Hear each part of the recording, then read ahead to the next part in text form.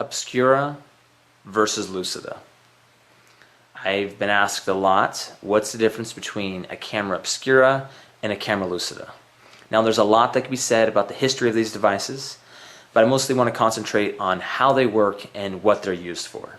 Now the names sound similar, and they are both been used by artists for hundreds of years. But here are the main differences to be able to understand what they are and what you might use them for. Now, many of you are, of course, familiar with the camera Lucida. You're here, you're backing this project, you want to get one of these new camera Lucidas, and you know how it works. Basically, there's a little chamber with optics that when you look through it, it reflects an image of what's in front of you. So you have a bowl of fruit in front of you. It uses those mirrors in an optical series to take that image and reflect sort of a hologram, transparent looking image over your paper, and you can draw right over that image. And it's the same principle that we're familiar with on a daily basis. We're walking along and we look out a window and we see our own reflection out that window, but we also see the outside world. We're seeing both images at the same time. We're seeing ourselves and we're seeing what's outside that mirror, because some of the light is being bounced off that pane of glass and some of the light is traveling through that pane of glass. And the camera Lucida is doing the same thing, but in such a way that you're getting that image that you see, that transparent image, right on your paper, and it's what's right in front of you so that you can draw it. And then with the optical filters that are included with the Lucy, you can change the balance of light, so you can either make the image dimmer or brighter. It's very useful for drawing, for laying out your perspective, for sketching it out before you begin your painting or your broader drawing, and you get a nice large image to work with. And it's very useful for artists today. Now, a camera Obscura sounds similar. It's completely different in the way that it works. A camera Lucida has a reflected virtual image. A camera Obscura has an actual projected image, meaning that the image that it creates is actually there. If you have some photosensitive film, you can actually produce an image with what's projected from a camera Obscura. Now, the type that I've built over the years, for the most part, have been the wooden tabletop camera Obscuras, which has some sort of box or some sort of series of boxes with a lens in them. Light travels through the lens, bounces off a mirror, up onto a screen, and you can view the image right off the screen. And it's just like you can with the camera Lucida, you can trace that image and you can make really cool drawings. Now, with a camera Obscura, the image is a lot smaller. The screen, for example, in this camera Obscura that I'm currently making is only 5.5 by 5.5 inches. So you can make really small little drawings, and you can still draw, and you can copy them off with a grid and make a larger drawing.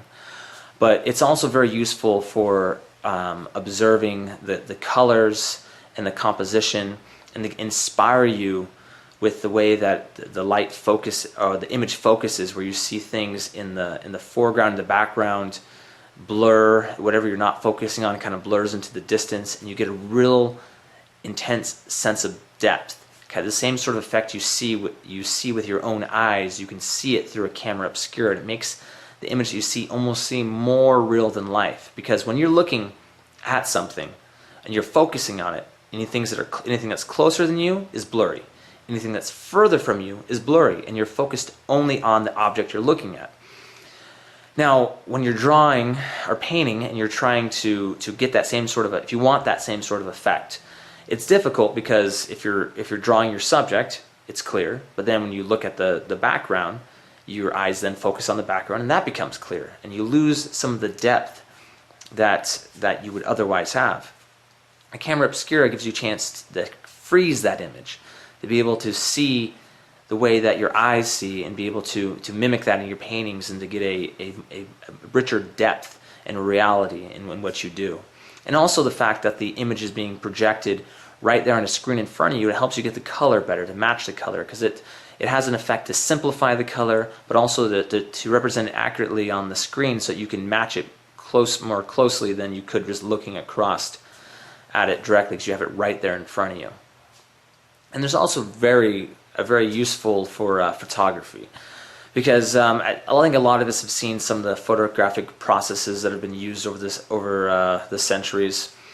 And you have a big wooden box camera, you're you're developing film, you're going using chemicals and dumping, this chemical and that chemical and drying it in a dark room. By the time you're done, you wish maybe you just painted the whole thing because it's more work to take a picture.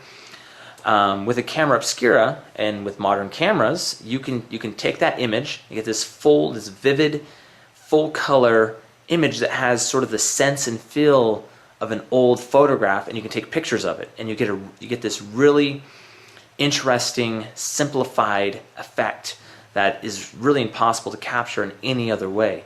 You can see that you get this crisp subject that you're focused on, and everything else sort of blurs beautifully into the background. Sort of a simplification of color that just adds a lot of depth and reality. And so, in short, similar names: camera lucida, camera obscura.